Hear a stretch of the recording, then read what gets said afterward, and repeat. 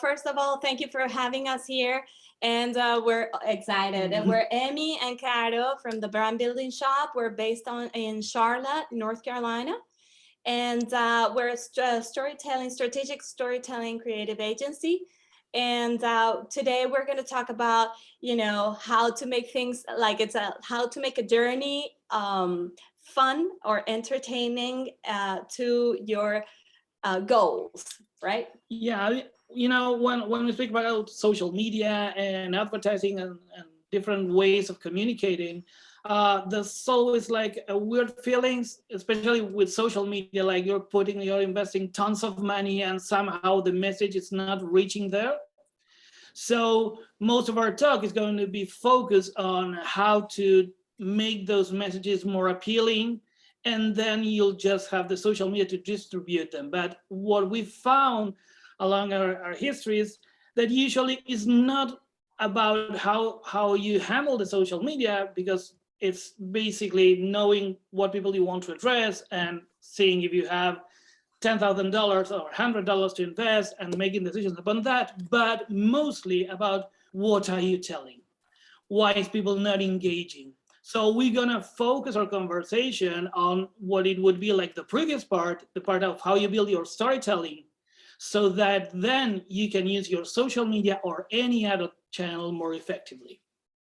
Right, so we're gonna share a screen. Let's see. And hold on one sec.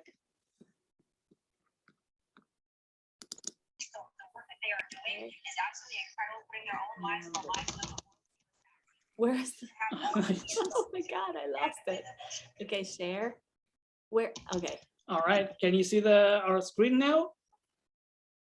Yes. Oh, off we go. Okay, so this is the title, Strategic Storytelling, why you need to entertain, not convince your customers. Okay, so first of all, we want to talk a little bit about what's the difference between a company or a brand. I don't know if any of you wants to share your vision about this. If you know there's any difference, or if you feel whatever comes up to you. If you feel it's a gray area, which usually happens. Because sometimes it's not easy to know. All right. So basically, of course, a company, all of you own a company. Doesn't matter how the size of the company, but you have a lot of individuals, a lot of people working, doing different areas, products, and different things or services you give to your customers. But let's talk a little bit about what a brand is, because a brand doesn't exactly mean your company's name. A brand is a person's gut feeling about a product, service, or company. Okay? And so this is important because we're not talking about something tangible, but something that is a gut feeling. That's the most important thing we need to understand when we talk about a brand. So since it's a gut feeling, it's not what you say it is, it's what they say it is. So it's how you build that image on your audience in a way that they relate to your brand. So what we're going to talk today about how to build an emotional relationship. Okay? Because we're talking about a gut feeling. A gut feeling you cannot, it's like it comes from intuition. It's not something tangible. So let's bring it down to earth. So if we put this word here, all of you are probably imagining a car, okay? Now, here's the thing. Some of you may be imagining this as a car, while others may be imagining this as a car, all right? So we can all agree both of them are cars. However, some of you thought of a luxury vehicle, while another one may be thinking about something more adventurous, right? So why is it important to build this idea in people's mind, this gut feeling to generate? Because when we start a company, especially when you're a small company, you tend to focus on the price, right? You need to focus on the price, so you have to make an assess of your cost. Or your social media will be, you know, you need more clients, more customers, then you're going to start thinking about discounts for them to come. So that's like a trap, right? Because you want them to know your value so that you don't have to compromise your price. So as a guy who knows a little bit about business called Warren Buffett says, price is what you pay and value is what you get, all right? So this means that the price is the cost plus the profit, but the value is in the customer's perception, okay? So I don't know if any of you are sneakerheads, but we have a few friends who are sneakerheads, and they have spent like $300 in a pair of shoes. Okay, something I wouldn't do. I wouldn't spend like more than 100 if I really love those tennis shoes. Yeah. But not more than that. You have to be very into them. Therefore, the value that for me has a tennis shoe is not the same as the value that our sneakerhead friend assigns to those tennis shoes. So when we talk about branding, is how we build relationships that increase value. So you go beyond the price, okay? Because when you are stuck on price, if you give a service, you end up discussing, oh, okay, how many hours are you going to assign to this? Why do I have this cost? And you start into talking nuances when the fact is that the way to increase is adding value. If you have more value, then you're not talking about the costs. So we have a curious friend who's asking here, how do I build this particular gut feeling? Okay. And our answer for him is storytelling. But what exactly is storytelling? Our friend is asking again, because he's really, really curious. So we would say that storytelling is the interactive art of using actions to reveal the elements and images of a story while encouraging the audience. Basically, how you use your resources to tell the story. And when we talk about how you use your resources to tell the story, we're talking, of course, about social media, of course, about advertising, PR, email marketing. How do you distribute? How do you use all those assets? And what do you do with them to go step by step? So we always talk about stories, and you can tell lots of stories, and you will probably find in lots of websites, for example, in the About Us area, the story of the company. It was founded in 1935 by a man who saw and had a gut feeling about, and it tells many interesting things. However, the people who are navigating your website are not navigating to know the history of the company, but to see if they can solve a problem. So it is important that, first of all, we tell the stories that build your vision.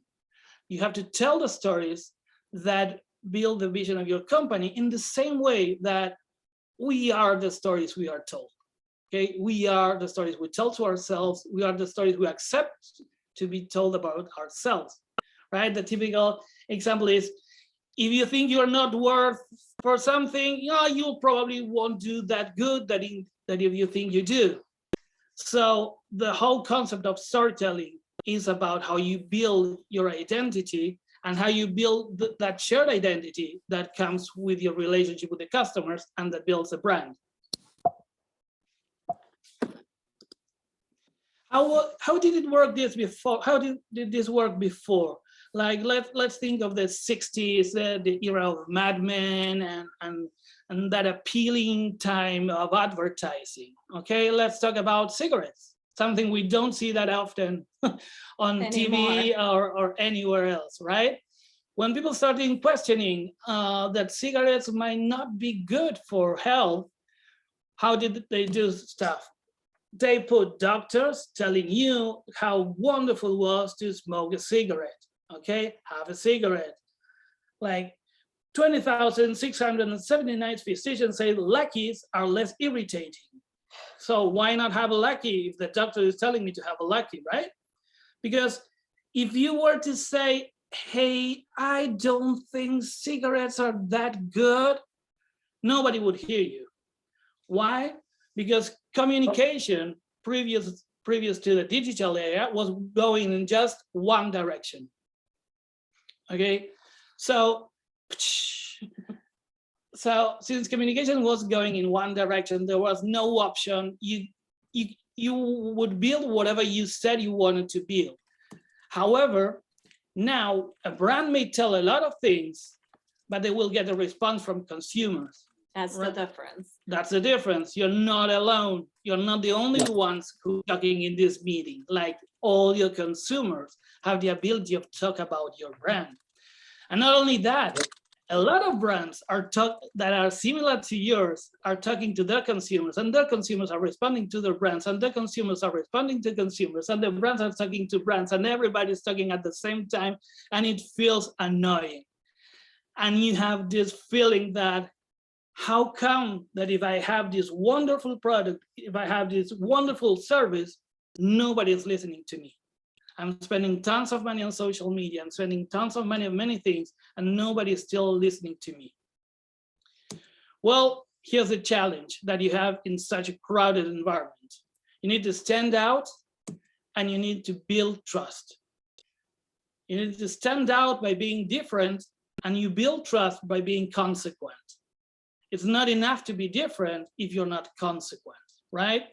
If somebody changes the mind every now and then without any logic behind, or they use, let's say, one platform and they say something on that platform, and then they say something different on another platform, they're not being consistent. So we want that consistency because it builds trust. And what about the storytelling thing? Says our friend who's really anxious to know a little bit about this. So storytelling involves two main things: a character and a situation that character has to solve. When we talk about brands, basically our brand is a character who's trying to solve or help solve the customer needs, okay? So let's say our customer needs to travel from A to B. Right, that is the what. What do they need to travel from A to B? This is what somehow defines our industry. Okay, so we're going to talk about cars, we're going to talk about planes, we're going to talk about bikes, and here's where all our competitors are. Okay, now when we start talking about how you travel from A to B, do you travel through adventure, through safety, luxury, low cost? How are you going to travel? That's when we start talking about positioning and standing out. Appealing to an audience. So you can remember different cars. If you're going to go from A to B in an adventure, you'll probably choose a Jeep. Or if you're going to go from A to B with luxury or safety, you probably go with a Mercedes or any other brand. So the first thing we need to know is to know ourselves. You need to know yourself to see what makes you different and how you can help in a different way to your customers. So we're gonna stop a little bit and do a little game here. I would like you to tell me if, when you look at this image, what kind of quote, what kind of phrase comes to your mind. Especially if you saw Game of Thrones. Of course, if you love Game of Thrones, feel free to open your mic and say a phrase that you associate with this character. Or that you remember, if any. Let's see. Okay. Okay. I didn't even recognize him from Game of Thrones. I thought it was a different character. It looks big here. Okay, this is a character from Game of Thrones, and one of his famous quotes that you will find also in t-shirts and stuff is, "That's what I do. I drink and I know things." And that's exactly what he did. That was exactly what he did. He was he was a character who was very wise, streetwise guy. He drank a lot, but yet he was super strategic and know how to say things. Now, let's see what happens with this one. We can have this phrase also put in this context. Would you imagine Hermione Granger from Harry Potter saying, "That's what I do. I drink and I know things"? That is weird, right? It would Yeah, make sense. I could see her being sassy about it, but yeah, it's probably not the right quote. Right? Exactly. So we can tell that the same quote is not going to work for everyone. She is more of saying something like it's Leviosa, not Leviosa. Okay. And even though saying I know things and stuff like that would match Hermione Granger in this context, it didn't make sense to us because we know the character across the storyline. And we know that even though that phrase may seem appealing and may seem properly put in this moment, it doesn't make sense with the rest of the character history. Okay, so that is something that usually happens when, for example, a big event happens and brands try to make a comment about it.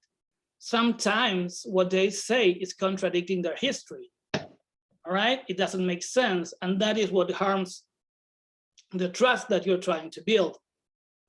All right, so that is like a big issue we have, especially nowadays when lots of news are coming up and brands try to stay on top of things and to appeal to people according to the shifting context. But the problem is sometimes they're so desperate to say something that you say the wrong thing and it harms your trust as a brand. Oops, sorry. So what can we do? We're gonna start talking about brand character. What's the meaning of a brand character? When we talk about brand character, we're talking about something very similar to a fiction character, but in a way that makes your brand more appealing. A brand, when we talk about character, is somehow, we would say, would be like the moral view about the world and how it should work. So it's very related also to your mission, your vision, your values, but that's not enough sometimes. So because you need to be universal and particular. Okay, you need to talk about very deep things, but at the same time, people need to feel that you're talking about what's happening to them today. So that is kind of difficult and seems like a contradiction. If you are only universal, you're going to be generic, your message is going to be vague, and you're going to end up being irrelevant in that big mess that we show about customers and brands, everybody speaking at the same time. Yeah. Yeah, so this is in line with a question that I had, or a thought that maybe you can touch on, or you're going to, just in terms of a business owner who's got a product or a service. And, I think at times we try to be all things to all people, right? Here you're talking about the universal versus particular, and maybe you can, elaborate a little bit more about that, because I think that's a conundrum. Sometimes as business owners, we get into trying to please everybody, right? When we technically, we really can't. And so we need to know who our audience is. Exactly. And that's the big challenge. And we're gonna see a couple of minutes afterwards when we speak about brand narrative, because it also brings a solution to this idea. Because of course you need to be universal, because our deepest pains are universal. Like we crave attention, we crave for love. Needs are universal. Right, are super universal, but these needs change or have a specific identity according to each context. So that's, as Mark said, it is very hard to put together these two things of being universal and particular at the same time.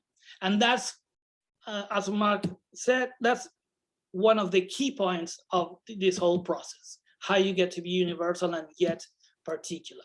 Because if you are only particular, that's fine, but you end up like looking like a crazy, disconnected, and ends up also being irrelevant. All right. So the way to go for something that's universal in particular is to see if what kind of archetypes fit your brand. So what are archetypes? Archetypes are an image that was developed by Carl Jung as a psychologist, talking about how a community shares specific traits that are also present in their everyday life. So the definition would be universal and primal symbols and images that derive from the collective unconscious. They are the psychic counterpart of instinct. Okay, there are things that are related so much to the gut that we feel them like our instinct, but they are shared in a community way. A kind of innate and specific knowledge derived from the sum of total human history, which prefigures and directs conscious behavior. We're gonna put this down to earth in a couple of slides. So archetypes are present in every single story that we're told. You may have any film and you can find the different archetypes that are related to each character. Star Wars is lots of archetypes. Star Wars saga is the most clear way of talking about archetypes. And if we talk about business, we can say that Star Wars did pretty good at business too, right? Because it is deeply engraved in people's minds and cultures. So when we talk about brands, we also work with archetypes, not as many as the psychological approach and not as many as in fiction, but we do work with a basic set of 12 archetypes that are related to different characteristics. First of all, we have brand dynamics. Brand dynamics come to the kind of relationship your brand is establishing with people. Are they talking to a person and helping them know their inner self? We're talking about spirituality, not in a religious way, but in a way of understanding. This brand helps me understand myself and reflect about my personal being. Are you talking, does this brand help the person relate to the world? We're talking about legacy, what I'm going to bring to the world. What is it that I'm going to leave for the future generation or something like that? Is it talking about the world towards a person? We're talking about structure. Let's say, for example, a lawyer, a law firm is providing structure. The dynamics is that of structure because they are telling us what are the rules and how we should apply those rules that come from the outside world. And there's another brand dynamic that it implies how a person relates to other person. That is when we're talking about connection. Okay, so for example, when we talk about this spirituality, we have three main archetypes: the innocent, the explorer, and the sage. The innocent is a character that would tell me that everything is fine, that simple things are the best things, and that I should enjoy my life. That is why you have it relating to brands like Dove, you know, some well-being brands, self-care, and things like that. Guys. Now, when we talk about an explorer, that is about going out there and going to the adventure, we have other kind of brands that we have with like Jeep and the North Face, Patagonia, etc., etc. When it's about understanding yourself, you have brands like the BBC, University of Oxford, Google, and those are brands that help you, you know, understand what's happening with you, what's happening with your context, etc. So basically through archetypes will help you know, you know, what your character is, like your brand is, so that you know exactly what the desires are, the fears, and what's your audience. Once you get, you know, once you assign an archetype to your character, to your brand, then things are more, you know, it opens up, like it shades like some light to, you know, your audience and their desires and fears, so that the message can get through in a particular way, speaking about something that is universal, right? And it's important to note that having a knowledge about your archetype will help you make decisions in terms of how you're going to communicate out there, right? If you're talking about the innocent, you're not going to try to push people to take risks, right? You're not going to say, you're going to find a way of putting your message in a way that fits your character, because that is going to build the trust, that is going to build the identity within your audience. In the same way we have the outlaw, if you're rebelling towards what's happening, the magician who's bringing you the chance of living something magic, or the hero who's moving forward. And when we talk about structure, we have the caregiver, that are brands that take care of you, mostly you may say NPOs, or brands that are built together with a social commitment as part of their business model. All right, the ruler, as we said, and the creator that is inviting you, to push the limits, to innovate, to change things. When we talk about connection, we have three characters that are interesting, that are the lover, who you will find mostly, in these fashion brands, perfumes, and things like that. Then you're gonna have the jester, which is a character that will talk to you in a funny way, so you can have fun and laugh and find like the And get funny the message side. through humor. Exactly. And the everyman, which is a very important character that is like just like you. So you're gonna tell the audience you're just like them. So if you're just like them, you're probably going through the same things, and you really understand them from a peer-to-peer perspective. Okay, that's what we get with markets like Target or IKEA. So knowing your character will also affect the voice, tone, and style. This is an important thing, because when you put things out there on social media or on your website, the language tends to be very generic, right? Mhm. So basically with the archetype, once you get your archetype, once you define yourself and you know which archetype is predominant in your company or your brand, then you're gonna set the voice, the right tone, and the right style. And so that it also appeals to your audience. And once you use the social media with the voice tone, the right voice tone and style, then you're gonna see more engagement on the other side. So it is important. There's something that people say in screenwriting and playwriting, that is, if the character is well built, then if you cover the name, you will know who's speaking because of the way they use words. Okay, so the same happens with a brand.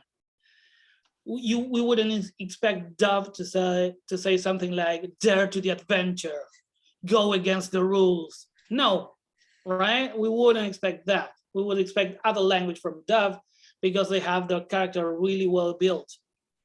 So to have an idea, your voice is going to be your worldview and the word choices we make. So this means, according to our worldview, we're gonna choose what kind of words we're going to use. Okay, let's say you're gonna, I don't know, you may have to make a decision if you're going to talk about your clients, your customer, your community, or your tribe, right? So when you address the group of people, you're gonna choose one word over the other. Right.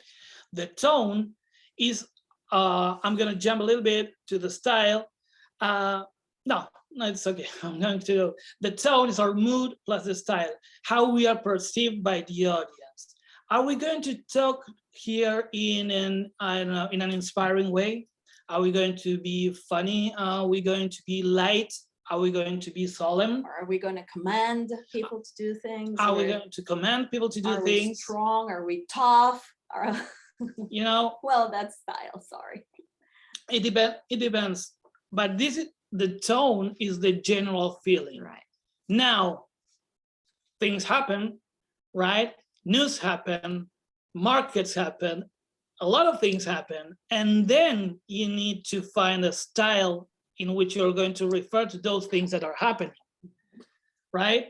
So if something outrageous happens, your brand is perfectly allowed to be mad at it, to be offended, or to be inspired, or to be happy, or to be celebrating, but it still needs to keep the worldview and the word choices you always use, and how you are related to your audience, right? So especially the mood. How are you gonna say things in what mood? Like in a funny way, or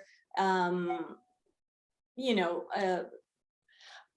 for example, a good example is somebody has to give you a warning, right? So a friend is going to give you a warning in a certain way that matches his voice and tone, but your boss is going to warn you in a different way, okay? They are both warnings, they are both consequent with the character, but still they are still different, right. okay? So that's how you build your brand's voice, tone, and style.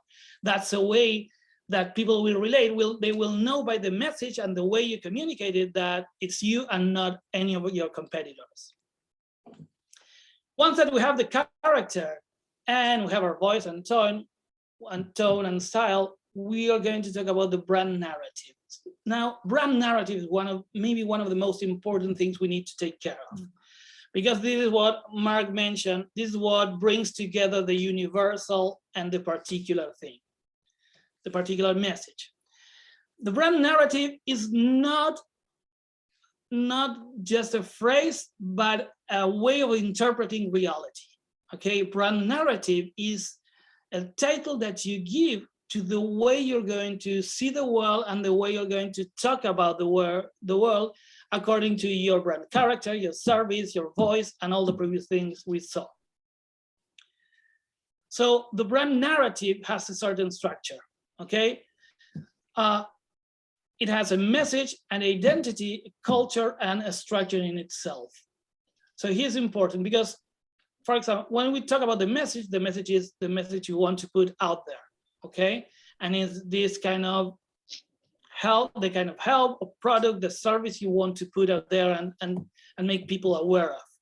Now, the message also has to be tied to an identity.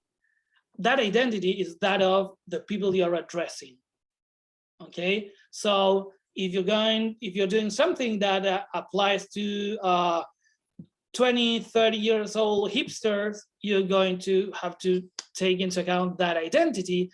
But if you are maybe like a B2B company that sells auto parts or sells, I don't know, technology to another company, you have to address the identity of the engineers that make the decisions, that analyze stuff and go over things, right? Another important point is culture. Culture is essential because acknowledging the culture is what helps you grow beyond the local, okay? When you're a local business, you have to take into account the local culture, right? So your messaging and the way you're going to communicate imply that sense of belonging to your community, to your city, your state, your country, but also has to do with your audience culture. It's not the same to put a message for, let's say, Asian Americans that to put it for Asian Americans first generation or third generation.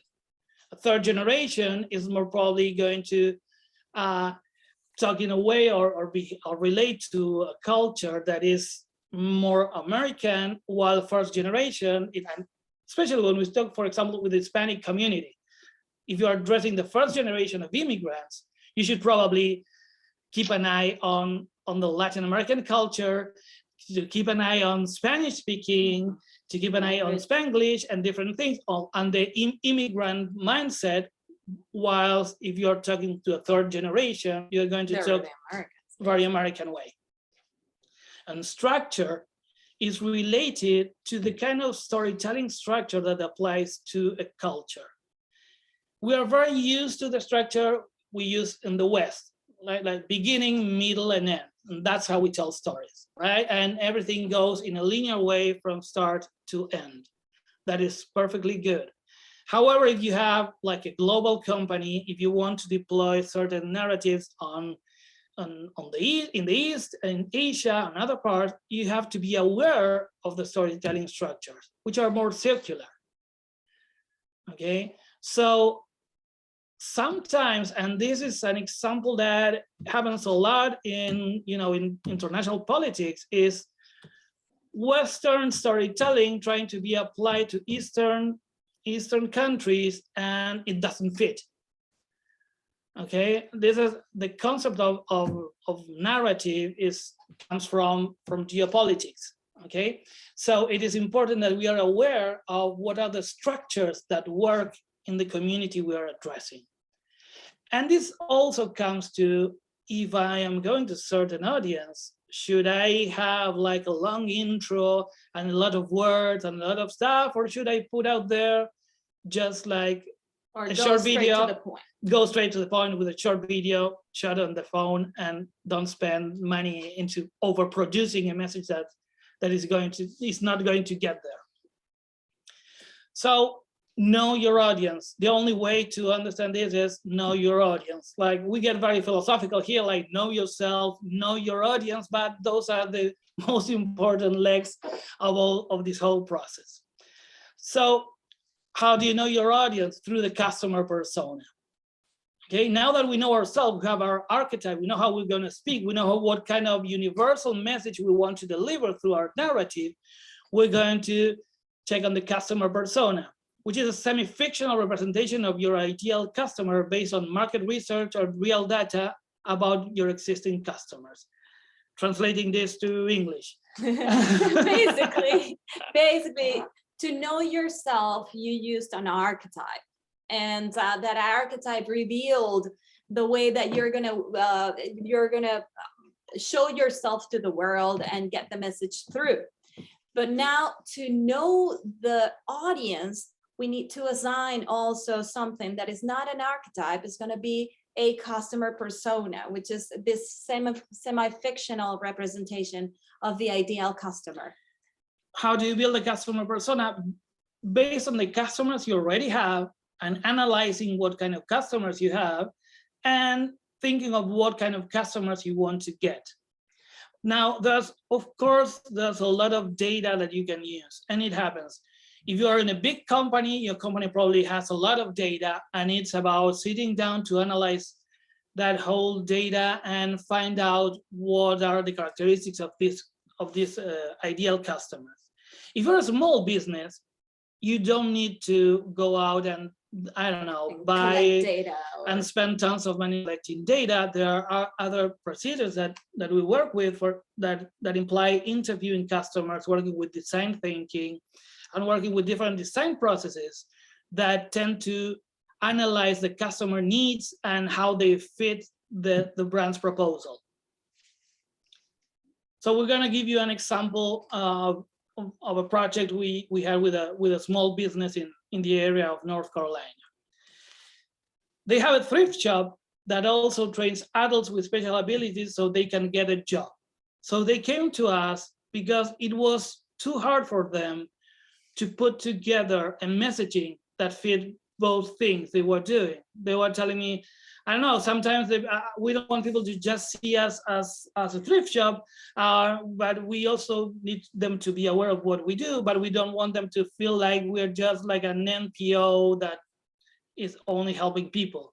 Because through the thrift shop, we finance most of the capacitations and the workshops that we bring to people with special abilities and help them get jobs as adults. So since they have these two main activities or purposes on their business, they didn't know how to get the message through without looking like only a thrift shop or only, an institution where they help adults with special abilities. So we sat with them, we analyzed their mission, their culture, their archetypes, their voice, tones, and we came to this narrative that is look beyond, find potential. This narrative of look beyond, find potential fits both things, right? Look beyond this old purse and find the potential it can have if it's being repurposed, and it can work for somebody else. look beyond the appearance of this person, and you will find the potential this person has to develop certain tasks to work on your company. So it applies for both things without feeling contradictory, right? So once we had this message, we started looking at the customer personas they had. And what we do in our process is we build things like this, like Sarah, the mission shopper. They told us about some people who would buy to them because they believed in their project, and they would drop by the shop every now and then and try to buy and bring something and work with them. Basically, this is the description of a customer persona based on their ideal, shopper, let's say. They brought information about some shoppers they do have, and they brought information about some shoppers they wanted to get. So we put a name to this person. So Sarah, the mission shopper, how do we deliver the look beyond, find potential message to her? Small actions bring big changes. So Sarah, when you buy something from our store, you're helping a big change, right? And if you take care and if you give somebody the opportunity to work in your company, that may change that person's life as well. So Sarah is going to listen to this kind of message.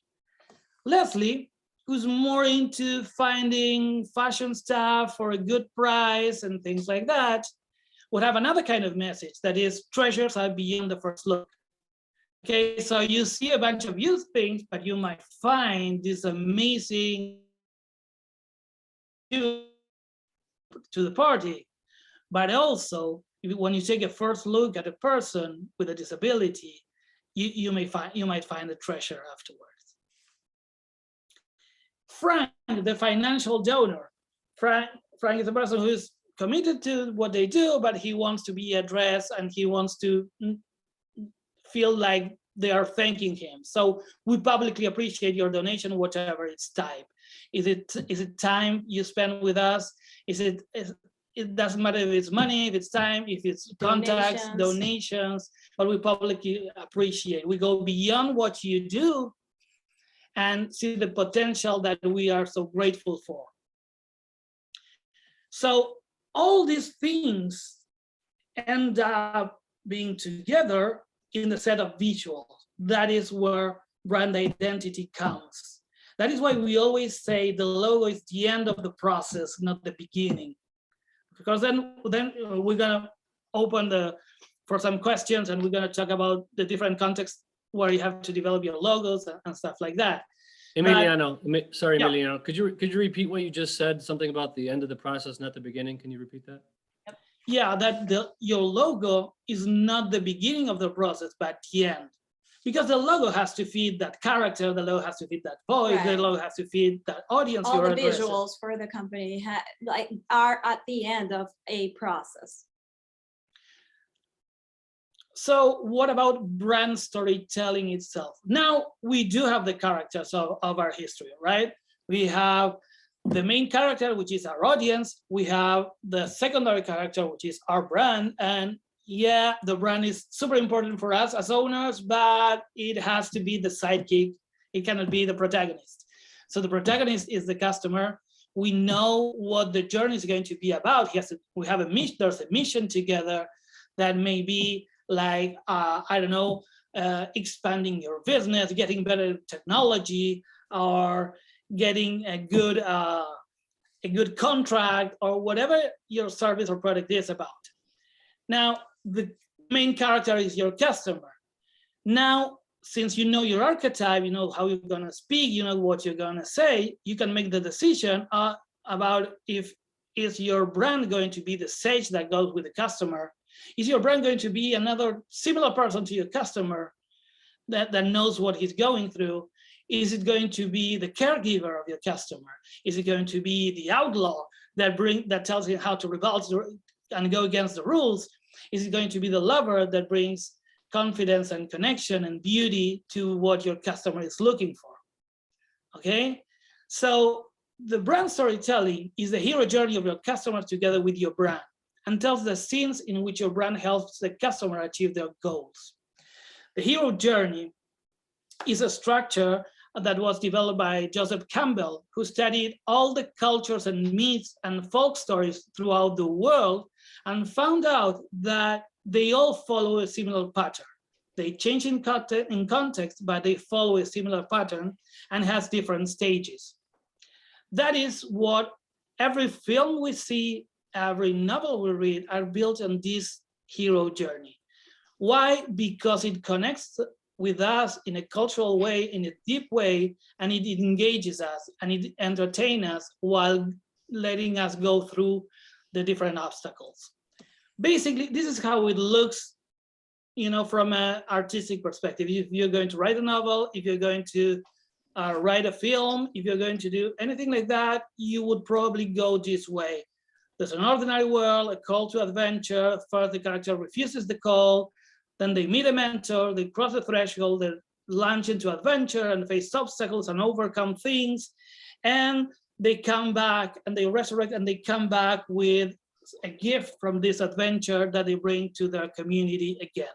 And of course, you're not gonna write a book or make a movie, but we're talking about your social media messaging. You need to tell your story. You need to tell the story. How are you going to tell it, and how you relate this to what you're going to do on your social media management.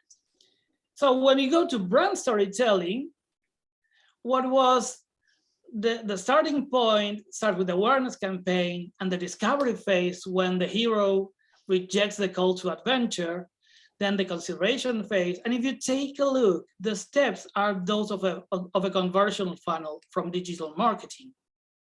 Okay, so you build your brand storytelling. It's going to talk from the perspective of your character to your hero, and it's going to help them go through the different phases, relating them to your own industry.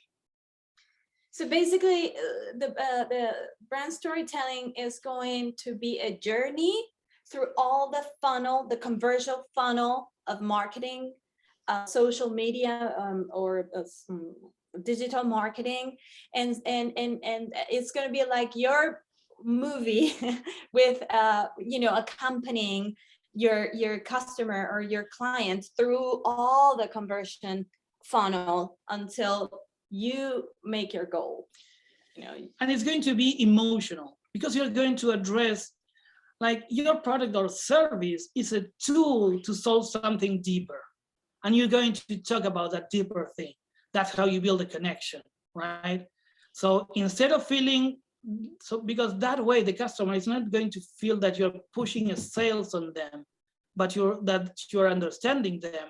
And if you're understanding me, I will probably get back to you when I need help, right? And if I get back to you when I need help, I'll probably won't care what's the price, and I will care about the value of what you're providing, because that goes beyond the object or precise service or hours you are dedicating to me. So that is when the brand storytelling goes to the content planning.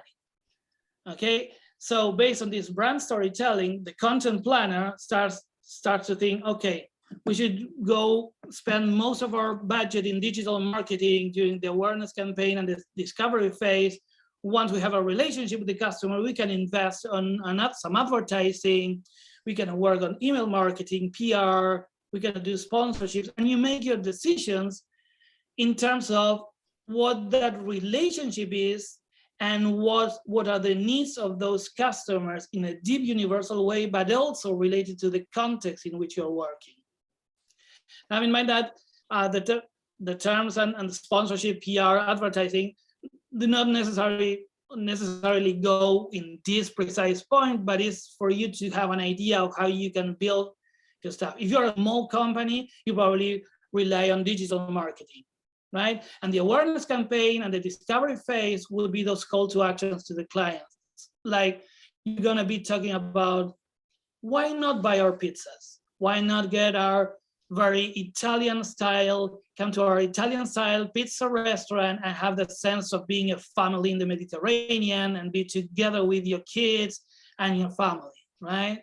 And then you're gonna start talking about how you build a relationship. So for your old customers, You're gonna send an email marketing campaign so they can come back and get a discount if they need it, or they can be in an event. Yeah, it's like you're ushering the client to achieve their goals and your goals at the same time.